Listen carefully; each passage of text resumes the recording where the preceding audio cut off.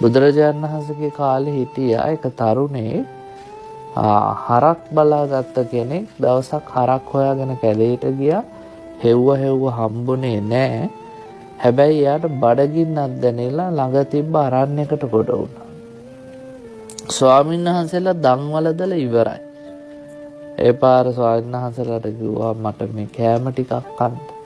හොඳයි. අපි වළඳලා ඉවරයි. ඔය ඉතුරු වෙච්චා තියෙනවා වළඳන්න කිව්වා. ඉඳුල් තිබ්බේ. ඉතින් මේ මනුස්සයා ඉඳුල් කන්නකම ගිහිල්ලා බැලුවා.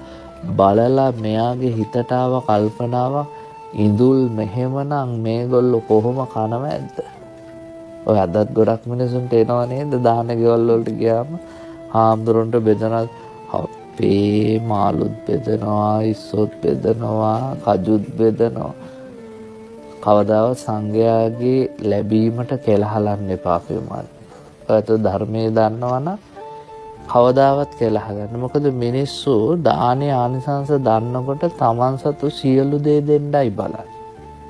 ඒක දානේ පරතරට ගිය තැනක්. බුදුහාමුදුරුවෝ ඒකනේ අපිට කියන්නේ මන්තරන් දාන ආනිසංස දන්නවනම් මිනිස්සු තමන් සතු ඔක්කොම දෙයි.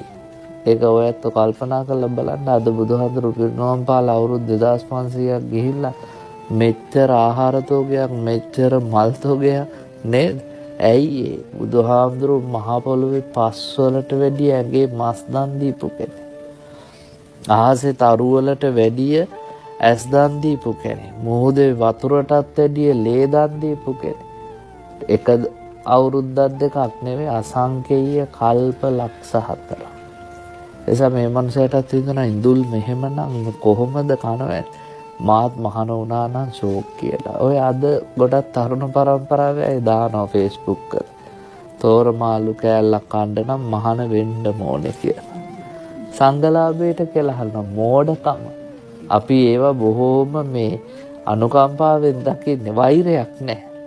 වික්ෂුණහසලා කියන වෛර කරන පිරිසක් නේ ලංකාවේ හාමුදුරන්ට ඕවා දැක්කහම දැන් ඒගොල්ලෝ අපිව ටිකක් කේන්ති ගස්සන්න හිතාගෙන තමයි ඒවා දාන්නේ.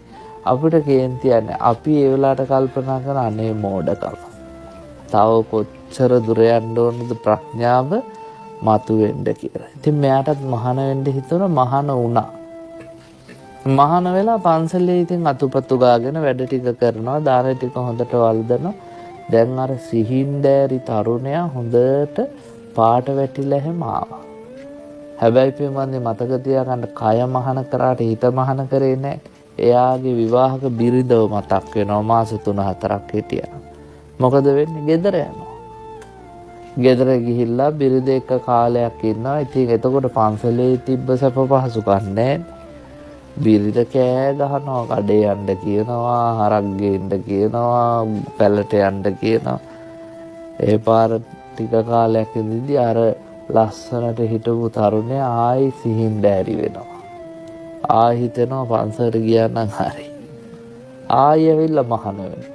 හාමුදුරුවෝ නම දැම්ම චිත්තහත්ත. ඇයි? සිතට වසගව හැසිරෙන්නේ. හිත කිව්වහම මහාන වෙයන් කියලා මහාන වෙනවා. හිත කිව්වහම ගෙදර ඵලයන් කියලා ගෙදර යනවා. චිත්තහත්. ඔය වගේ 6 වාරයක් මහාන වුණා, 6 වාරයක් ගෙදර ගියා. 7 වෙනි වතාවේ ලස්සන සිද්ධියක් වුණා. මොකක්ද? එයා හේනේ ඉඳලා ගෙදර එද්දී යාගේ බිරිඳ එතකොට ගැබිනියක්. ගැබිනි බිරිඳ ගබඩාවේ නිදාගෙන ඉන්නවා. චීත්තේ ගැලවිලා නිර්වස්ත්‍රව. කටින් කුණු කෙල පෙරාගෙන ඒකේ අපේ ධම්මපදට්ට කතාවේ නම් කියන්නේ ඌරු දෙනක වගේ ගොරවනවා. සමහරව නිදාගත්තාම හරි අප්‍රසන්න. ඒගොල්ලෝ පිළිගන්නෙම නැහැ ගොරවනවා කියලා. මමත් ඔය සමහර වෙලාවට කියනවා මේ ඔයා හයියෙන් ටිකක් ගොරවනවා කියලා. නෑ මං ගොරවන්නේ නෑ කියලා. ඒ වෙලාවට ඉතින් මං කියනවා රෙකෝඩ් කරලා තමයි පෙන්නන්න වෙන්නේ කියලා නේද? ඉතින් මේ කියන විදිහට සමහරු මෙම්මන්නේ අර ඌරු දෙනක් වගේ ගොරවන්න පටන් ගත්තා ඒ කාන්තාව. ඉතින් දැන් නිර්වස්ත්‍රව බොහොම අපුල සහගත ශරීරයකින් කටින් කුණු කෙල පෙරෙනවා. නවදොරින්ම පූයා වැගිරෙනවා සැරව. එතකොට දැන් මෙහෙම ඉඳිද්දි මොකද වුනේ? අර තරුණයා චිත්තහත්ත ඇවිල්ලා ගබඩාව ඇරපු ගමන් එයාට කලකිරීමක් ඇති වුණා. එයා කල්පනා කළා මම 6 වාරයක් සිවුරු ඇල්ලාවේ මෙන්න මේ රූපෙට ආසාවෙන්. ආයිනම් එන්නෙම නෑ කියලා අර ගබඩාවේ හංගලා තිබ්බ සිවුර කරට දාගෙන ගියා චිත්තහත්ත බැහැලා. ඒ පාර නැන්දම්ම කල්පනා කරනවා අපේ බෑන අද ගෙදර ආපු ගමන් හැරිලා ගියානේ අනිත් පැත්තට. ඇවිල්ලා ගබඩාවට ඔළුව දාලා බලපුවම මෙන්න දෝනියන්දා බිම නිර්වස්ත්‍රේ බුදි. ශරීරයේ සියලුම ආකාරයෙන් අපුලක් පෙන්නන. ඒ පාර නැන්දම්මා කකුලෙන් තට්ටු කරලා පයින් ඇනලා කිව්වා නැගිටපන් යෝධී යන්න මිනිහා යනවා.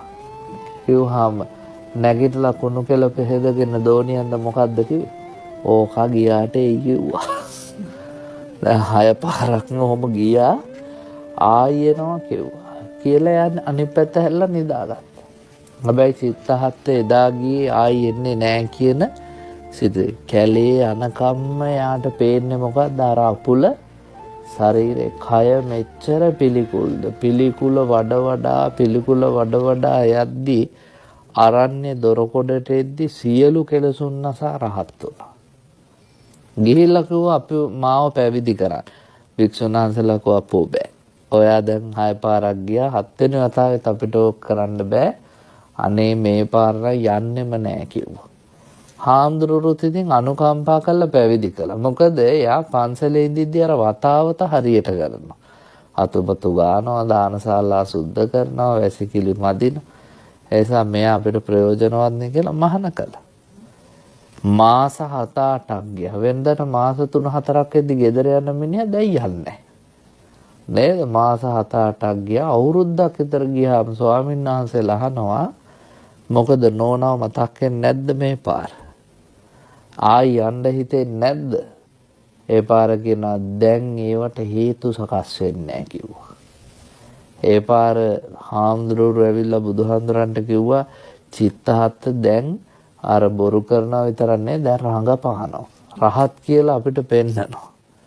බුදුහාමුදුරුවෝ නෑ චිත්තහත්ත ඇත්තටම රහත් වෙලා. ආයි ගෙදර යන්නේ නැහැ කිව්වා. එනිසා මතක තියාගන්න මේ ශරීරයේ යථාර්ථය නොදකින්න තාක්කල් අපි සසරේ හැමදාම අපිටත් එහෙම තමයි පිවන්නේ. ආයි මේකට එන්න හිතෙනවා. ඇයි? මේකේ යථාබෝධය අපි ලබලා නැහැ. එනිසා බුදුහාමුදුරු කියන කය පිළිබඳව සිහියෙන් ඉන්න.